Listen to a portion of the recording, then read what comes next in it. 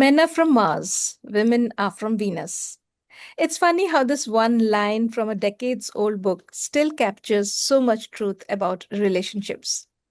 John Gray's classic tried to explain why men and women seem to live on entirely different planets when it comes to emotions, communication, and connection. And years later, it still rings true. Because even today, women are still trying to understand why men think and act the way they do. So today we are taking a little trip to Mars to understand what really goes on inside the male brain. From emotional wiring to everyday quotes, we are decoding the male mind and trying to know what makes men men. Welcome to Life Trek. I'm Sangeeta with my friends Madhu and Namrata. Today, we are crossing the gender galaxy with some honest, funny, and slightly awkward truths. And one important disclaimer, we are talking about men in general. Of course, there might be exceptions to that rule. Yes, Sangeeta. Interestingly, the idea for this episode came from one of the men who is on the guest list today because he wanted us to bring out the men's perspective. So here we are with a brand new topic, what men think.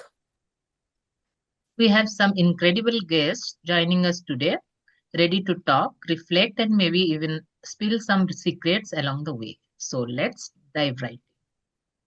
So we have with us Shobhan, Abhijit, and AVJ Raju, three longtime friends who are kind enough to join us to share their thoughts. Abhijit Paul, born in Shillong, spent his childhood in various parts of northeastern India and did his BE from NIT Durgapur. Since then, he has been working in countries all across the globe. This avid traveler is currently staying in the Philippines. Born and raised in a thousand-year-old city, AVJ Raju studied at NIT Rourkela, fondly known as AVJ. This walking encyclopedia is a boomerang NRI. He settled abroad, came back to his motherland, and then went back overseas. AVJ currently stays in the USA. An Welcome. engineer, Hello, guys. welcome. An engineer from NIT Rourkela and MBA from Exam Bhubaneswar, Shobhan worked in diverse industries across India before setting off on the journey of entrepreneurship. A marathoner, fitness enthusiast, and a book lover, this polymath stays in Bhubaneswar. Welcome, guys. Welcome. Welcome. Thank you. Hello, everybody. Thank you. Thank you. Yeah, so let's start with the most fundamental question. What does being a man mean to you? I would start as okay. As a human, I believe as a human gender and born biologically with XY chromosomes, having a brain structure with more gray materials, helping in better information processing, logical thinking, and decision making probably are the basic fundamental differences of a man, if you say biologically. And probably these are the reasons which give us traits like as man, we are more explorative, trying to explore, have a male to quest for, explore things. We determine or deliver goods quickly, opportunistic, and what else? Yeah, initiator, you can say initiator, bit aggressive, active and aggressive in one sense as a male. And of course, to some extent, it's not a general, but I believe competitive and dominant in some spheres. Interesting. According to me, it will be like protect your family and your near and dear one. Provide everything the family needs and progress. The three quick P's. Correct. Telling about the movie that I saw that had Susan Sarandon, who spent all her life raising kids and everything in a suburban America, and then she finally decides to go to a college, to pursue her career, which she had abandoned a long time ago. Then there's the first question, who are you, right? Kind of question, and then she turns blank. She just writes, "I'm a mother of five." right? Because that has been her whole identity, and she's been there. So same thing, like we are born biological male. Or I'm born biological male, but I never even thought of this in these terms. Like what does being a man mean? The roles have probably been assigned by the society to me. If I was in a matriarchal society in, say, Kerala, probably I would have a different view than if I was born in ancient Sparta, then I would have a different, conception of man because it has been given to me by source. So there's nothing inherent as being a man means, right? Apart from being a biological male. Everything else is acquired and then, you gather that or by osmosis from the society. So for me at this point, like I think I'm being a man means being the responsible guy, right? So I'm responsible for my family's safety, my family's welfare. I have to problem solve every issue that comes into my family. The buck stops here. I'm the president of this country of my family, right? That's what. Honestly, I never thought, what is it being like a man? Because, we were born inherently a male biologically, but, that question never occurred. What it means to be a man, correct? And I was struggling to find out, what it means to be a man. So it is like I have two hands, one head, two eyes. Similarly, I'm a man. So what's it? So, that's it. My question is, what is a stereotype about men that you think is true and one that is false? We'll again now talk in sequence. Yeah, as I said, from Indian perspective, I think the man is expected to be the in charge of the family, the protector, the bread earner, leading the family from the front, which is true. And something when you say it is false, I believe is not expecting man to be emotional or shedding tears in time of distress or pain. And that's what I think the society expects, man to be emotionally strong also, which is not true. मर्द को दर्द नहीं होता, ये जिसने लिखा हाँ, ये है गलत बात है। ये वो ये गलत कुछ गलत लिख बात दिया। है। दर्द होता मर्द है, को भी दर्द होता है।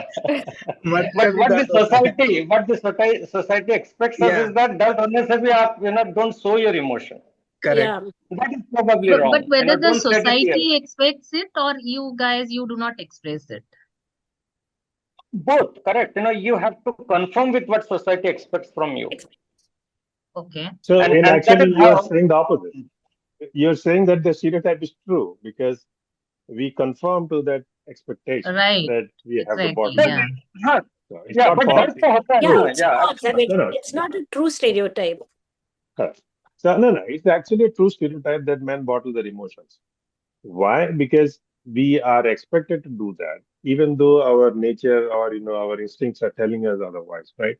We feel Mm. pain, but we have to bottle it up. We feel we have to be the strong person. We feel that we showing emotion is weakness, right? So that is the role that's assigned. Probably if I grew up in some other society, I would not have done that. But I feel that that is actually a true expectation, right? True stereotype that men bottle their emotions, and that is the reason. You know why? If you see the statistics, suicide by men is much higher than by women. True. And the reason exactly is this: they do not seek help, they do not confess to having, being hurt or, feeling the pain. They do not have safe, healthy outlets for their emotions to be shown. And then what happens? If you bottle it up, the pressure goes up, and the suicide rates are your biggest indicator of mental health. So men and women are not different, but women can, are allowed by society to vent their, anger To or, express. express it. And then they Mm. have also, many of them are lucky to have created ecosystems where they can share that with their friends or family. So it kind of is kind of dissipated, or kind of the issues are the same. It just the reaction to it is what determines it. Mm. So I have disagreed with Abhijit and so on. Just in the way you label it, I say it's a true story. There's a false stereotype that also goes around, especially in women, I think, that men are simple. Men are anything but simple. That's a false stereotype, Really? and probably I think it's a stereotype we have allowed women to feel so that they can feel superior to us, I guess. Wow. No, I Then mean, it's Namrata, not. That's you were really wrong. interesting. Yeah. Yeah, because yesterday Namrata and I were talking, and she was like, "There's no complexity; they're very simple." So we had another Mhm, question that we mhm. wanted to ask. Yes, She said, that's "Don't a ask false complexity." stereotype. So my question is to Shovan, what pressure do men face today that people don't often talk about? Okay, so the pressure, like what we were talking about, correct, is that we are expected or we are labeled. Men are usually labeled by the money they are earning or the title of the designation of their of what they are working in the organization. However, what is not talked about, at least is that there will be good time and bad times. Correct, there will be and every time you cannot win or every time you cannot make centuries like by taking a clue from cricket, and there will be times there will be bad forms or an external or internal environmental reasons, and during that time what happens is that there is no outlet except for few friends. Okay, so Okay. that is very painful, that if you are not able to share those feelings, then Hmm. it becomes a challenge. Back to your question pertinently, what happens is that in a family when both the parents are rearing kids. Okay, I have usually seen all the bad decisions, unfavorable decisions towards the kids are passed on to the men. Papa ne mana kya Okay. hai. So Oh, Papa no, no, no. becomes In the my bad guy. family, it's the No, no, mother. I don't know. See, it is my opinion. It is not, that every household, it will happen. But, usually what happens is that all the tough, nahi, picnic nahi jana hai, papa ne mana kiya hai, ki, all those, things, bad, पापा unfavorable, पापा से You mean पूछो the bad cop? you become पापा a से bad पूछो cop. But the for issue is not that. The issue is that, you become a bad cop for 18 years of No, rearing the kid. Then, it becomes, that that is probably not talked upon. I tend to agree because I think it's more of social peer pressure where man, though they are doing best for their family, doing whatever they think good, and they are fine, happy, but yet there are some peer pressures which example given that somebody going to Thailand for a holiday, and family members start thinking, hey, why can't we go there? Sometime. So that is what is probably a pressure which generally man, since he is managing the finance, or you can say the expenses of the family, so gets into undue pressure, which is never talked about. He manages it somehow, wants to see the family happy, and goes through maybe a more pressure situation to handle that. so I wanted to ask one thing. What is this male ego that we keep hearing about and reading about on social media? And we've heard about it a lot. So, you guys have any comments on that? What is that? I've never heard of it. The huge male Okay. ego that Yeah, doesn't me allow you too. to ask for That's a I good cannot. direction. one. That's a good one. That's a good one. All right. If you're born, you have consciousness, you will have ego, right? That's what the ego, superego is, right? So ego Yeah. is basically understanding of what your response to the social stimulus is, and everyone has ego. So male ego is again derived from what he thinks he should be, responding to, and what actually is, right? So that's what, right? If I'm faced with a situation where I have to show strength, I will show strength, right? Maybe excessive. So, but again, male ego is I by think it is definition. little exaggerated probably because men when they will react probably they are louder, they are more aggressive, and and that is the reason probably the term male ego has been blown up than what actually it is probably.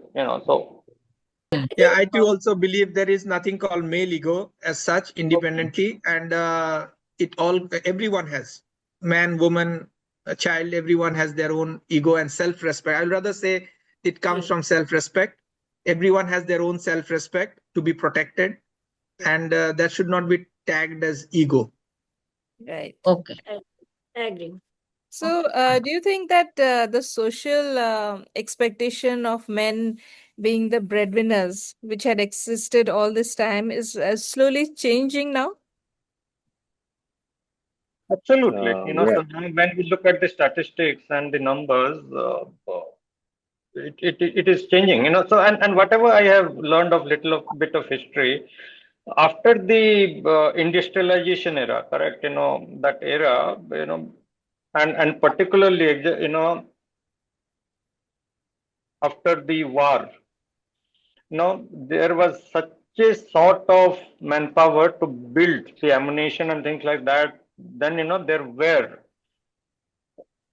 more and more incentives which were given to the women to join to work, Workforce. correct? Not only as in the healthcare sector as nurse and healthcare giver, but in the factory and stuff like that. You look at the statistics anywhere around in the world, who is the main breadwinner, right, or the main source of income for the family? Still is dominantly men, right? It's probably not going to change by the time AI comes and destroys all work. From macro to micro, and from society we'll come back to marriage and home and family. So again, a very generic question, but something that all three of us want an answer to. What does marriage mean to you? I mean, mean to you as a man, not individually. I start with the response, obviously Yeah. the sequence. Okay. From my perspective or an Indian perspective, if I see marriage is is a social institution, and it is deeply intertwined. It's deeply intertwined with philosophies like or concepts like dharma, artha, and karma, or not karma, kama. So that's where we see marriages, where fulfilling multiple dimensions of human existence and social responsibility. And yeah, as a man, it is not an individual thing. So what, according to me, in marriage is that two people coming together and the society giving them a legal license to live together. Correct. That is what is marriage per se. Similarly, and what it means personally is that when two people are coming together, it is all about living together, accepting each other, irrespective of all the differences Different. and disputes.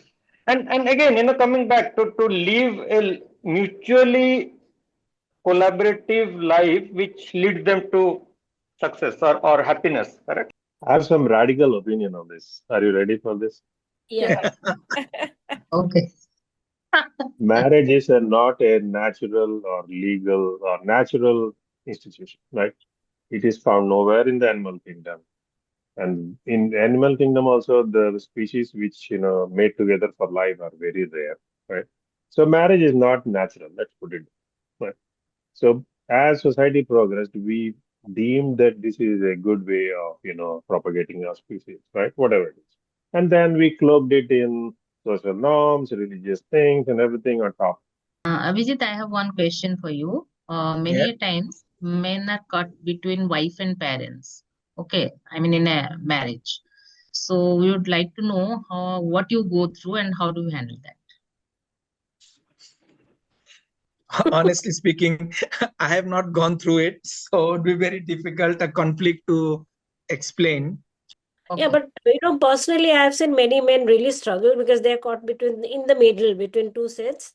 So, guys, any of you want to add, not from your personal experience, but from what you've seen around you? Mhm. The struggle There will is be inevitable, so, just a minute, Vijay. The Sure. struggle will be inevitable because, here, both the mother-in-law and the wife are competing for a share of Attention. the person's attention, time, and whatever it is, correct, resources Correct. and things like that. I'll तो tell बेचारा you ना I, my ना point of view. Yeah, yeah, yeah. I think Okay. Avijay See, is Okay, Vijay. Everything. Yeah. so there is, see, what is conflict, right? Conflict is when your expectations and your realities clash, right? So a man goes into a problem finding ways to solve it, right? He's trying to say, okay, if this was the difference of opinion between my wife and my mom, who was right? And he, goes and tells them. But that's not what the wife expecting. That's not what the mom is expecting. She Yeah. wants to be heard sympathetically, and the view of the kid to be, or the person, the man to be toward them, right? So this is where, so man is, inherently incapable of doing this. A man can only act on what he thinks is the right way of doing about it, right? Solution. So this is where Solve the the conflict situation. comes. So that is Logically the solve the situation. right. So if there is a conflict, right, I know who is right or wrong, or at least I think I know, or I decide that this is what is right. And if I act upon that, I will end up, making an enemy of both of them. Okay. Okay. So So, what now, is one habit or personality trait you changed after knowing a woman? Oh, is it? Yeah. So that one thing is my grooming. That's one thing. Before my marriage, I didn't care. I mean, men don't care. In general, they don't care about their looks. You can see Mark Zuckerberg going around in the same t-shirt and jeans for all his life, I guess, right? So that's one thing. But then I was also very sloppy in that. So one thing that my wife has, and she tried a lot, but she's made progress. I would say that she at least, she told me, hey, shave, right? So that was not would have the first thing that would have crossed my mind when I tried to join this podcast. So she Okay. made sure of that, and I appreciate that. I have made some Okay. progress in personal hygiene and grooming Hmm. from my pre-marriage days. Better have. Yeah, Yeah. I'll say, yeah, Good. all credit to her. For me, I think it's about listening to them carefully. And often, there are some, where I feel there are something which the women want to say, they don't mean, and sometimes they mean but they don't want to say. So we have to read between those lines and avoid arguments. And I was contemplating on that question, probably, and what I changed or have been trying to change is building a relationship with all the people around you who matters, irrespective of small dispute or disagreement. Probably men are you know my way or highway kind of mentality, correct? This way or that way. Hmm. Okay, you and I don't care. But what I have probably learned and probably learning now is that okay, it is not like that. You have to still build that relationship and keep moving together. I would like to know that once you have kids, like, does your perspective differ from that of your wife? I mean, both of you have different perspectives towards parenting. Yes, I think we do. And we do because I tell it from my personal, of course, that I find sometime Anindita being, too repetitive or very aggressive on following something, which sometimes very trivial issues, which agitates the kid. And I would rather go soft and try to extract more critical aspects of his upbringing. He's I going. have very young kids, and yeah, it's been fun. So uh, in the early part of the life of their, like, but feeding them, wiping their butts is the only job you have, right? So anyway, I'm sure I will find out more about our different parenting skills as as the kids grow up. But I try to tell my son that don't get beaten at school. Beat the shit out of the other guy and come back, right? And we'll deal with the consequences later. There were few differences, in the way we were, trying to rear our children. So, and one of the major, differences was that, I was a bit practical and, to nurture them with situation which they will feel or they will experience in the real life. So, suppose you are outside, you don't have money or you don't have a vehicle. So you have to find your way out rather than feeding them with planned way of nurturing. Correct? My question would be to AVJ. What is one thing you wish women knew or understood better about men? Yeah, I get all the easy questions, huh? Yeah. So now I'm supposed to read women's mind. That's not going to happen. Anyway, so my core philosophy is that life is essentially meaningless. There is no purpose to life, right? Why we came into this planet or why in this form or why we were human. It doesn't make any sense, right? There's no way anybody can know, right? People have spent their lives trying to understand. Anyway, so for being me as a man, right? I want women to understand that men are trying their best. There's no person I know, a man who is responsible and who has not given up on life, who is not trying his best, to give the best to his family. Right? So, and then he has to face a lot of things, right? Economic uncertainties, physical uncertainties, there are buns, everything he's responsible for that, right? He is responsible. Anything happens in his family, he's responsible. So what I meant to say is that don't judge men by the results, right? If something succeeds, right, you made a very good stock investment, everyone will enjoy the fruits of it.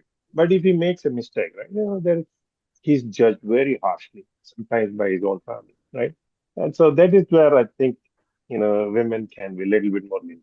Me, it's the women have to understand that we are not their competitors. Women should not treat us as their competitors. And it's not necessary to win all arguments. Whenever you are into an agreement, it's not necessary that you win all. So no point, no point, going to bed with a sully face, winning an argument, rather than saying, okay, fine. It's come to a compromise and say, okay, maybe you have your own point, I have my own point. On serious note, I will tell that, probably it is live and let live. So that brings me to another a very interesting question. You know, so it's said that behind every successful man there is a woman. So what do you have to say to that? Oh, there will be a lot of Yes. women behind successful men. That is a given. What is there? That's a given, yeah.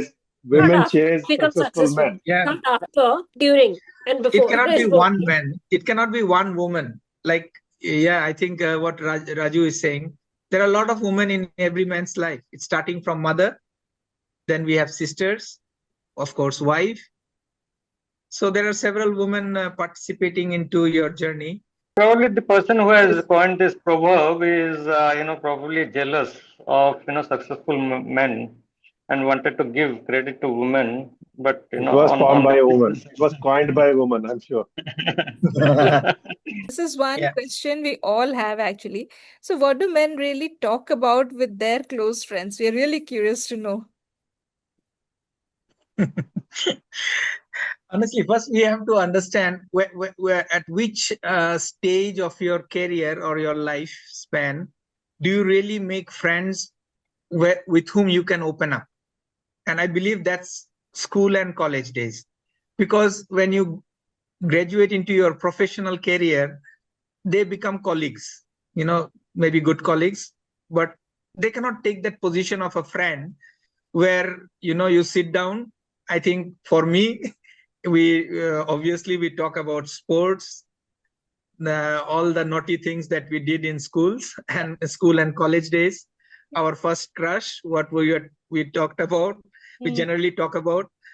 And of course, as we have now come to an age when our kids are, quite grown up, and we are looking for their settlement or their career. So, of course, kids become the next point of discussion as of now when we are talking with friends like. Sorry. Yeah, men talk about everything except what is the most important thing for them. Right? If it is very close to your heart, you never speak about it. If it is your deepest fear, you never talk about it. There might be exceptions, but that is how men are, right? We'll talk Exceptions. about everything under the sun. We do not have any problem, right? We'll talk about any women whom we do not deeply love, right? We'll not talk about that one woman who is our, real person, right? So that's how it is. And then yeah, I agree with Abhijit that there have been a lot of studies which show that when you form the strongest bond between the age of 15 and 25. What is what is the difference in your equation with your close male friends versus female friends? Is there a difference? At I this don't age, believe yes. men and women. Yeah, sorry, go ahead. Abhijit. I think at this age, yes, because uh, be- at your school and college days, probably you really did not care about differentiating between male and female friends. We talked equally to both the genders, of course, keeping some red lines. But now at this age, yes, I think the female friends we talk to, we have to be more, what I say, to be more sensible about picking your words or your statements. But for the male friend, we still remain. I think Raju had said it. Means you will not find a 25-year-old matured man at our age. Even now, when I am meeting my school friends, we try to go back to that age and talk all the rubbish that we used to talk 10, 15 or 20 years back. But we cannot talk the same things with those same school girls. We cannot. Shobhan, what do you think? No, I know the experience for me is completely opposite of what Abhijit is trying to say. So when we were young, it was like एक लड़का और लड़की दोस्त नहीं बन सकते. So that was the philosophy. Okay. So तुमने तो now I बनाया था. am. तो भावना को समझो यार तुम. But now I think I am more close to my female friends, and I'm very open. I can we share many of the things very closely with female folks. I mean, So we I grew think, up in what, yeah. those 80s, 90s, and also gender mixing was not that common at that point of time in India and all that. So very few chances to make genuine friendships in that age group, right? In the 50 to 25, and we really form good. So it didn't happen for me. I still have mostly men friends. And then, as I said, if I share, We spoke about a lot of differences between men and women, relationships, everything.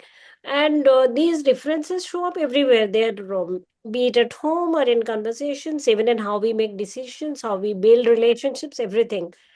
So we are curious to know what was that eureka moment, if at all it was there, when you realized that men and women are from different planets altogether. so this the title "Men Are from Mars and Women Are from Venus" was a very popular book, right? Probably in the 90s. So that kind of become buzzword, right? And then, too young to understand all this thing. So then recently, I mean, I came to know about another book called Everything Men Know About Women. It's about 100 pages thick, and it's got 5 chapters. How to become friends with women, how to romance them, and all that stuff.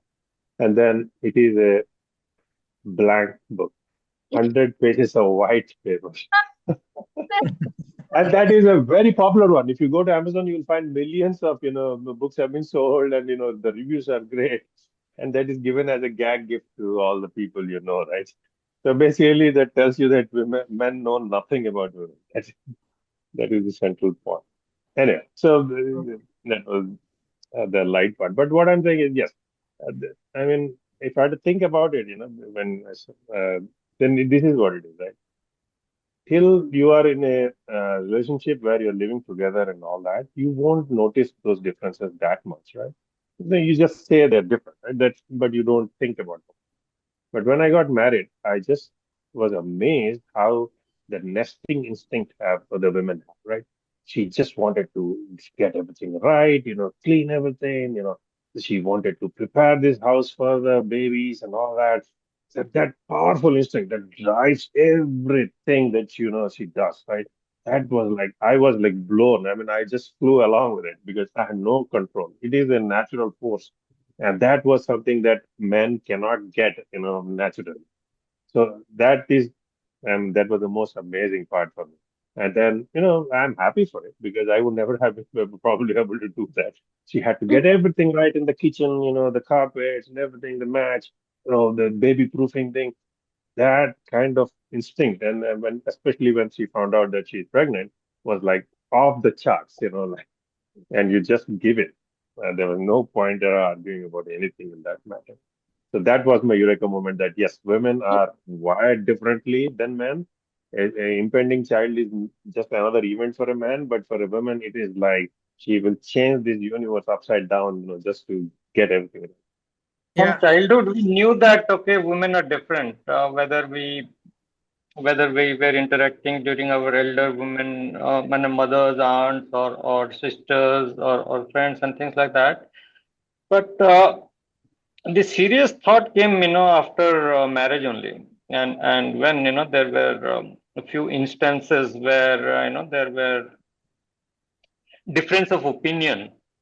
Then when one realized that what is happening in those kind of a situation, and then you also mature and you realize to the fact that both men and women are wired differently, and there is no point in trying to untangle or try to wire them the way you want. Man biologically structured and sorry, and our brain is structured with more gray matter. Means it's more a biological difference. When you say we are having in our brain, we have gray matter and white matter. So the gray matter is the surface of the skull where we do more of analytical job, or our brain does the analytical part of it, and we have the white matter which which is more about sending signals to the brain to work, to tell what is to be done. So that's how we are both differently wired biologically. Okay, so I now want to ask you something really funny. You can say it's funny. Well, so we hear a lot of jokes about henpecked husbands, or men afraid of the women around them. So, frankly, we still live in a male-dominated society, a more patriarchal society. So, where are these jokes coming from? And what's the logic or the psyche behind it? There's one thing which I Handpicked. believe will Yeah, will right. probably offend you. I don't think women have a sense of humor. If you can point, funny women to me, they'll be accepted. So there is a biological reason for that. Men are, more prone to have a sense of humor as opposed to women, right? Because to deal with the vagaries of life and all, right? So men have developed this defensive mechanism, and that is called the sense of humor. And sense of humor is also very useful for attracting, opposite sex, right? So that is what I say. Women do not have to compete. They just choose, right? And they have, like, in general speaking, if we had a free society, women would can just choose their partner, but men have to fight. So that is where this sense of humor comes from, right? All, like, 99.99% of all comics in the world are men. There's no question about it why they. So, and again, so coming back to this handpicked husband thing, right? That is also a defensive mechanism.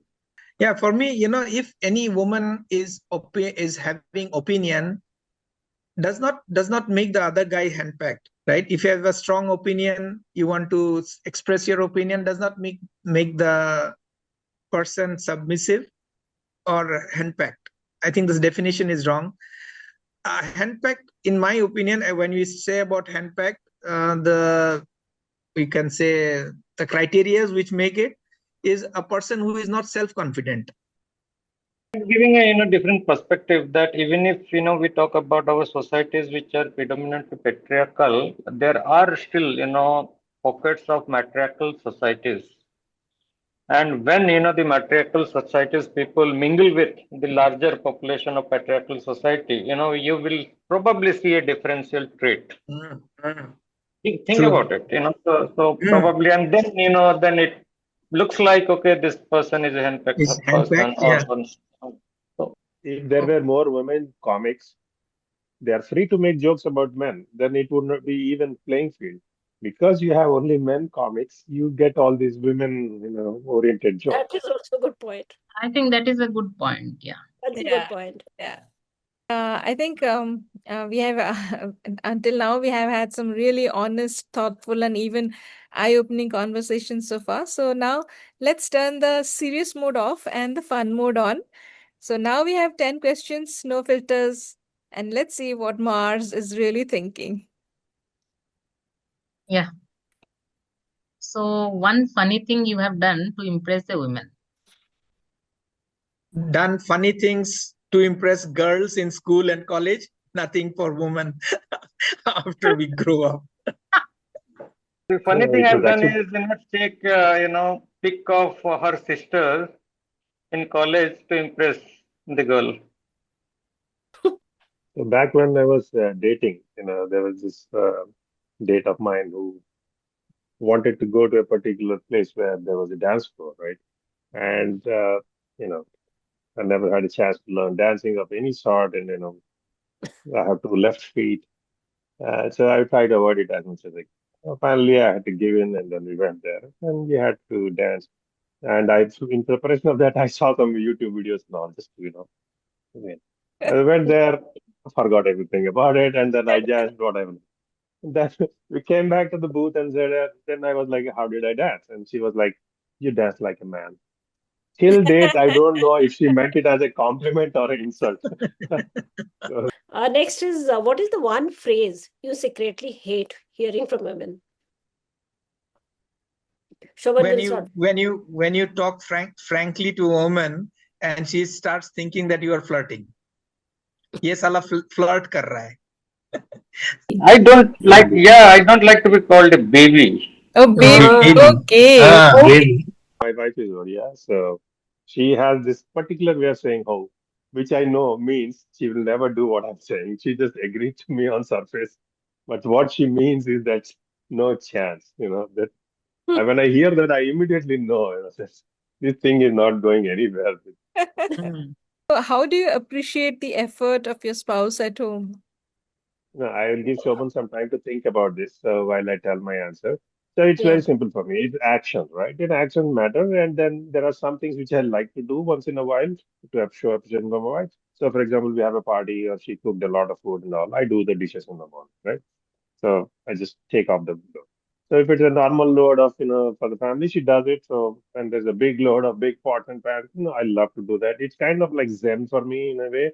I wake up early in the morning before everyone else and do the dishes slowly.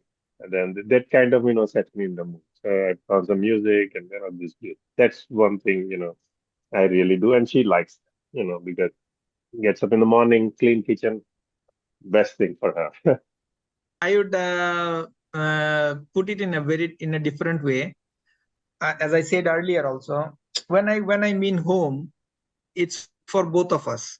So I don't expect any formal appreciation or accolades from my partner for if anything I do for my home. That's for both of us. But yes, but whenever we do something good or we definitely treat ourselves. We go out, have dinner, or we may go out for a movie. I think that's how we appreciate each other. My way of appreciation will be more of empathizing. I'm not a verbal person or appreciate verbally, but I will empathize with the situation that person is going through and probably try to contribute to help. Sometimes gift, but more of connecting emotionally, empathizing with that person. Do you think it's necessary for you to say sorry to your partner? Absolutely. No second thought about it. We are not perfect. None of us are perfect. We make mistakes, say sorry. How It is quite difficult? natural. Easiest. How Whenever difficult? you How no, it is difficult? absolutely not difficult. When you think that you have done something which is not appropriate or not correct, I say sorry.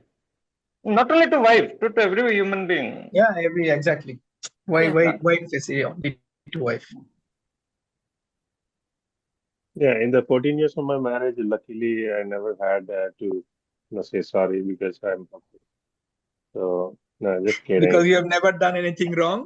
Because it's perfect. No, We have sometimes to I say believe that. sorry reflexively. No, no, So sometimes I he's say the sorry perfect man that you reflexively. said. No, I just said sorry in anticipation of things I did do wrong in our viewpoint of view. I don't have any hang-ups Naturally uh about जाता saying है. sorry. Naturally आ Automatically. जाता है. Yes. So first apologize and then, let her decide what is your fault. So do you think wives snack? Is there any Cannot doubt? make this as a general statement. No, is there any doubt? Okay, you go ahead first.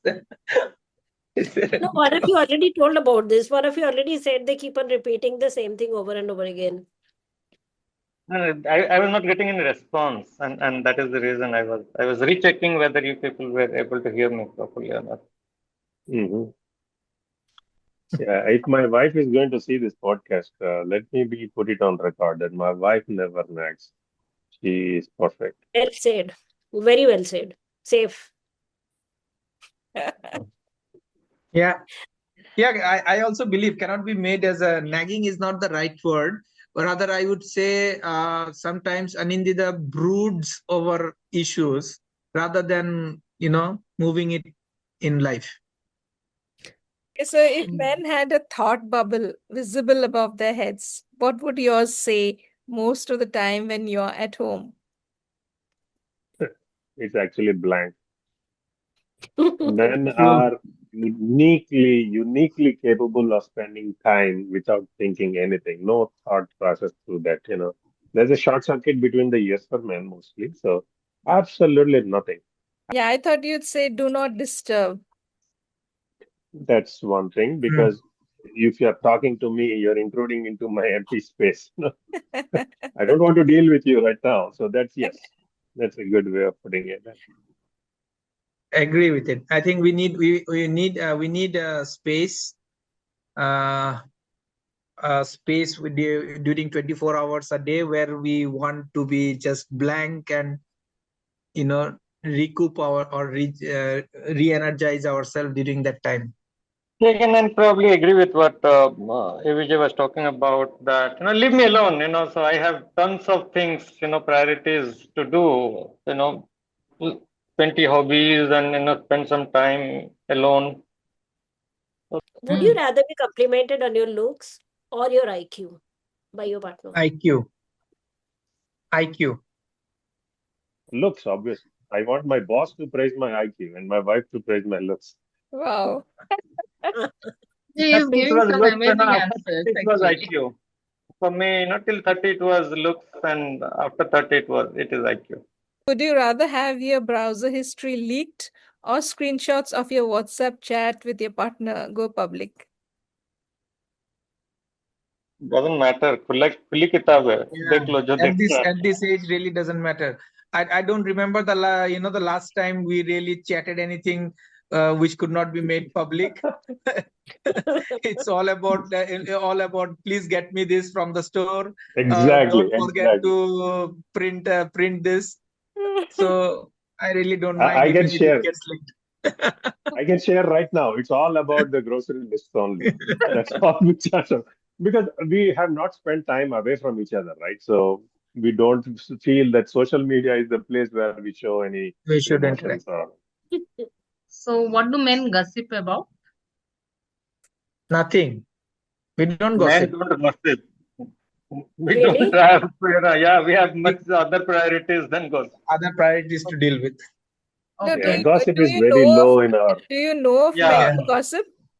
Or you don't think any men, you haven't met anyone who gossips? No, in a scale of 1 to 10, the Yeah, it's quotient of very low on gossip our for side. a man will be very low. Okay. So Yeah. it is. Okay.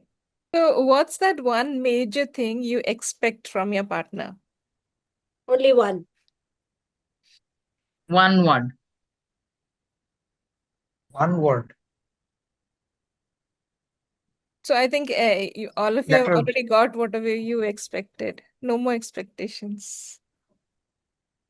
No, I would rather say personally for me, for her to be more uh, concerned or more financially thinking about how to deal with finance. Don't be my expectation will be, don't be dependent, or financially, emotionally.